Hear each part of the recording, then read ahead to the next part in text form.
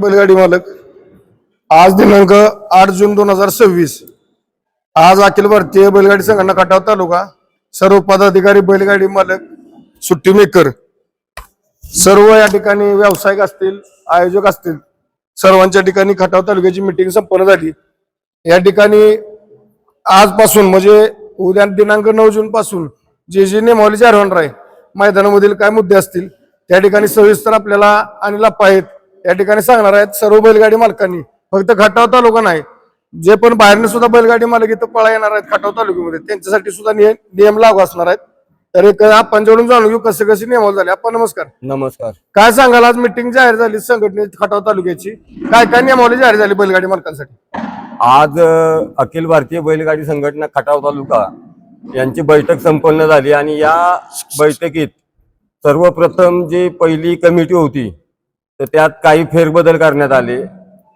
जे बाबा इच्छुक आहेत आणखीन त्यांची नावं ह्यात घेण्यात आली। इथून पुढं रवींद्र फाळके शिंदवाडी यांचं अध्यक्षपद सर्वानुमते आम्ही कायम केलेले आणि उपाध्यक्षपद म्हणून राहुल दशरथ जाधव बापू जाधव पुसेगाव यांना केलेले। त्यानंतर इतर कमिटी सदस्य असे असणार आहेत आप्पा कुर्लेकर, विजय भूप, सुनील मोरे, सुरेश तात्या कदम, गोपाळ पाटोळे, विजय ड्रायव्हर, विजय पिसाळ, गणेश माने, सूरज रायबोले, अनिल बुधावले, अमर फडतरे, श्यामराव पाटोळे, दिनकर देशमुख, सचिन पाटोळे, कुमार तांबे, किसन शिंदे, सतीश वलेकर, संजय वायदंडे, दीपक कोळेकर, लखन पाटोळे, सनी जाधव, चंद्रकांत पवार, सचिन, डॉक्टर मनोज कांबळे हे सर्व तालुका कमिटीमध्ये नवीन पदाधिकारी घेतलेले आहेत। आता हे नवीन पदाधिकारी म्हणजे पहिली बॉडी होती त्यात काय फेरबदल झाले? हा, आता पुढचे फेरबदल म्हणजे अजून दुसरे काय काय नियम जाहीर झालेत लागू केलेले आहेत खटाव तालुक्यातर्फे काय सांगाल? जे नियमावलीत एक फक्त असा बदल केलाय की ज्या वेळेला आता ड्रायव्हर वगैरेचा काय प्रॉब्लेम आला की बाबा त्याच्यावरती बॅन करताना कमिटीपेक्षा आम्ही ड्रायव्हरांची जे कमिटी नियोजित त्यात आमच्यातले नामांकित driver Deepak driver, Vitthal driver, Dilip driver, Vitthal driver, Datta Madane Rajapur आणि पप्पू ड्रायव्हर आवारवाडी।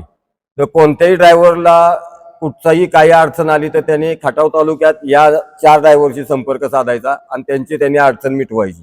नक्कीच। निकाली पंचांच्या बाबतीत कार्लोस पैलवान, गोवा फाळके, सुमित वाघमारे आणि सुरेश पैलवान वर्धनगड यांची नावं खटाव तालुक्यातर्फे जाहीर केलेली आहेत की प्रत्येक मैदानात निकाली पंच म्हणून हे तिथं असणार आहेत। जर निकाली पंचात कोणाची काय अडचण आली तर त्यांनी त्यांच्याशी संपर्क साधायचा आहे। आणि समालोचक मध्ये सुनील मोरे, गणेश तांबे, सुटी मेकर मध्ये तानाजी लावंड, अक्षय जाधव। जर सुटी मेकरला कोणत्या काही प्रॉब्लेम आला इतर भागातला तर बाबा आमच्या खटाव तालुक्यातल्या तानाजी लावंड आणि अक्षय जाधव यांच्याशी संपर्क साधायचा। आणि झेंडा पंचांना काय आला अडचण आमच्या भागात तर आमच्या भागातले बुवा पेडगावचे सोमनाथ जगदाळे पेडगाव आणि आसिफ मुलानी वडगाव यांच्या बरोबर संपर्क साधायचा आहे। व्यवसायाबद्दल जे व्यावसायिक येतात मैदानामध्ये तर त्यांचं नियोजन करण्यासाठी म्हणजे व्यावसायिकांनी आपले व्यवसाय कुठे लावायचे यासाठी विनोद जिवारी, विनोद खिल्लारी, विशाल शहा, रमेश बोडके, आदिनाथ यवतकर आणि गणेश लोहार यांच्याकडे हे काय ते नियोजन करतील। आणि व्यावसायिकांना सगळ्या नम्र विनंती आहे की ह्या व्यावसायिक जे सांगतील त्यांना ज्या सूचना करतील त्याप्रमाणे मैदानात आपले व्यवसाय लावावेत। इतर जे काय खटाव तालुक्यातले कोणाची सभासद नोंदणी राहिली असेल किंवा कोणी ज्यांच्याकडे केली असेल त्यांनी अजून बापूकडे जमा नाही केलेली तर ज्यांची सभासद नोंदणी राहिली त्यांनी सर्व सभासदांनी बापूकडे नोंदणी जमा करावी ही नम्र विनंती राहील। तसेच यात्रेच्या मैदानात नंतर किंवा अगोदर होणारी जी भरीव मैदानं असतील आयोजकांनी फक्त हे पाळावं लागेल खटाव तालुक्यात की यात्रेच्या मैदानाच्या अगोदर आणि नंतर 4 ते 5 दिवस तुम्ही कोणतंही मैदान टाकायचं नाही। तर ते मैदान टाकलं गेलं तर त्याला संघटना परमिशन देणार नाही आणि संघटना त्या मैदानावरती बॅन करेल।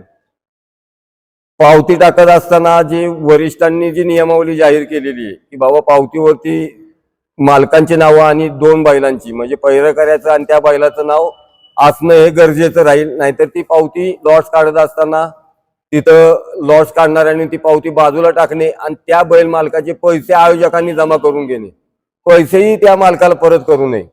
पहिलं बक्षीस ज्या वेळेला 1,00,000 असेल तर शेवटचं बक्षीस हे 10,000 रुपये त्या मैदानात आयोजकांनी ठेवलं पाहिजे. म्हणजे जी पहिली आपली वरिष्ठांची जी काही नियमावली आहे तीच. व्यावसायिकांना एक विनंती राहील की त्यांनी निकाल रेषेच्या मागेच शक्यतो व्यावसायिकांनी त्यांची स्टॉल लावावीत. निकाल रेषेच्या पुढे एकाने स्टॉल लावू नये. व्यावसायिकांनी भोंगे लावणे एक बंद करावेत. कारण खालती ज्या वेळेला सुटी मेकर असतात किंवा काय असतात खाली त्यावेळेला आवाज येत नाही. अनाऊन्स वरून समालोचक काय जे सांगतात ते मध्येच भोंग्याचे आवाज येत असतात. त्याच्यामुळे ते एक भोंगे बंद करावेत. व्यावसायिकांनी जागा जो हाजीर तो वजीर राहील तिथं माझी जागा राहिली किंवा त्यांच्यात भांडणं लागायचं काय कारण राहणार नाही. पावती नोंद ही रात्री म्हणजे मैदानच्या आदल्या दिवशी लॉर्ड्स 8 वाजता चालू होणार. 8 वाजेपर्यंतच घेतली जाईल. 8 वाजल्यानंतर खटाव तालुक्यातल्या मैदानामध्ये कोणीही पावती, खटाव तालुक्यातला नाहीच बैलगाडी मालक पण इतर कुठच्याही भागातून कोणीही 8 वाजल्यानंतर आपली पावती नोंद करू नये. 8 वाजल्यानंतर जर का त्यांनी पावती नोंद करायला पैसे टाकले तर ते आयोजक कमिटीकडे पैसे जमा होतील. त्याला संघटना जबाबदार राहणार नाही. आणि सगळ्यात महत्वाचं आपल्या कमिटीच्या वतीने आपण ज्येष्ठ संघटनेकडे एक विनंती केलेली आहे की येणारं आमचं मैदान म्हणजे खटाव तालुक्यातलं एक नामांकित असं हिंदकेसरीचं मैदान, पेडगावचं मैदान. तर या मैदानासाठी ज्या आतापर्यंत ज्या बैलांवर बंदी घालण्यात आलेली आहे आणि ज्या ड्रायव्हरवरती बंदी घालण्यात आलेली आहे तर ज्येष्ठ संघटनेने तो विचार करावा की बाबा त्या हिंदकेसरी मैदानासाठी या सर्वांवरची बंदी त्वरित उठवावी. यासाठी एक खटाव तालुक्याच्या कमिटीच्या वतीने एक विनंती करण्यात येणार आहे त्यांना. सर्वस्वी निर्णय त्यांचा राहील. सर्वस्वी निर्णय हा त्यांचाच राहील पण विनंतीपूर्वक आम्ही त्यांना सांगू की बाबा या बैलांवरची किंवा ड्रायव्हरवरची बंदी उठवावी. फायनल निकाल हा खटाव तालुक्यातले निकाल ही खटाव तालुका कमिटीच देईल. खटाव तालुक्यातले पूर्ण निकाल, कुठचाही निकाल वरिष्ठांकडे जाऊन त्यांना कोणीही त्रास द्यायचा नाही. सर्व जी आपली कमिटी आहे जी मी नाव मागाशी पुकारली ही कमिटीच फक्त निकाल देईल. ह्या कमिटीत जर का निकाल मान्य झाला नाही गाडी ड्रायव्हरला, गाडी मालकाला, तर वरिष्ठांपैकी एक 3-4 नावं सांगतो. अनिल आप्पा काटकर, विजयाण्णा जाधव, मानाजी काका, जुगदर काका ह्या व्यक्तींच्या व्यतिरिक्त कोणाकडेही निकाल जाणार नाही. जर गाडी मालकाला निकाल नाही मान्य झाला तर ह्या चौघांपैकी निकाल दिला जाईल चौघांकडून आणि तो निकाल हा अंतिम राहील. आता आम्ही मागाशी सांगितल्याप्रमाणे सर्वांनी खटाव तालुक्यातल्या सर्व पदाधिकाऱ्यांनी पहिले संघटनेचे सभासद होऊन घ्या. आपण मागच्या वेळेला पण तारीख दिलेली तरी सुद्धा कोण तारीख पाळत नाही किंवा काय नाही. आणि संघटना ही आपली बैलगाडी मालकांसाठी, बैलगाडी मालकांवर कोणावर अन्याय होऊ नये म्हणून संघटना कार्यरत आहे. हे आपल्यासाठीच तर ते सभासद व्हा जेवढ्या लवकर होईल एवढ्या. शक्यतो पेडगाव मैदानच्या अगोदर सगळ्यांनी सभासद व्हा म्हणजे आपल्याला ही यादी आपली वरिष्ठांना पाठवून आपलं रजिस्ट्रेशन करून ह्याच्यानंतर की बाबा जे सभासद असतील त्यांचीच संघटना फक्त जबाबदारी घेईल. नाहीतर जो संघटनेचा सभासद नसेल त्याच्या निकालासाठी किंवा इतर कुठच्याही त्याच्यावरती अन्याय झाला तर त्याला संघटना जबाबदार राहणार नाही. अनुषंगाने अखिल भारतीय बैलगाडी संघटना खटाव तालुका यांची आज या ठिकाणी मिटिंग संपन्न झाली. त्यामध्ये काही नियम जाहीर झालेत. बैलगाडी मालकांना नियम महत्वाचा जाहीर झाला तो म्हणजे 2 पावत्याचा. आपलं नाव, आपल्या बैलाचं नाव, आपल्या पहिरेकराचं आणि त्यांच्या बैलाचं नाव हे कंपल्सरी पावती वाचलं पाहिजे. जर लाईव्ह लॉटला तसं नाव निदर्शनास आलं, सिंगल नाव आहे तर या ठिकाणी संघटनेच्या वतीने सांगितलेलं की त्यांना पळू दिलं जाणार नाही आणि त्यांची प्रवेश फी हे आयोजक माघारी देणं न देणं हा आयोजकाच्या हातात असणारा निर्णय तो. हा बोला.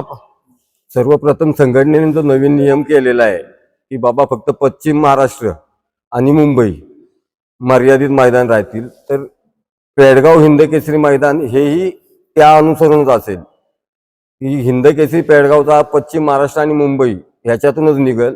आणि या व्यतिरिक्त कोणीही कुठचाही बैल असेल की बाबा माझा करार आहे, माझा काय, पेडगावच्या मैदानात तुमचा कोणी करार बघितला जाणार नाही, तुमचा व्यवहाराची पावती बघितली जाणार नाही किंवा काय नाही. त्याच्या अगोदर जर कोणाचं काय असेल तर कमिटीशी पहिला संपर्क साधा. पेडगावच्या मैदानात त्या बैलाचा स्टॅम्प किंवा कराराची पत्रकन बित्रक कोणीही घेऊन यायची नाही. त्याचा निकाल बाद हा बादच असणार आहे त्या बैलाचा. कारण तिथं कमिटीला तेवढा वेळ नसणार आहे मैदान मोठं असल्यामुळं त्याच्यामुळं तिथं कोणी आमचं बाबा व्यवहार आहे न काय आहे ते पडताळणी करण वगैरे ते काय चालणार नाही. त्याच्या अगोदरच पेडगावच्या अगोदर नोंद करायच्या अगोदरच कमिटीशी संपर्क साधा आणि आपल्या बैलाबद्दल निर्णय घ्या.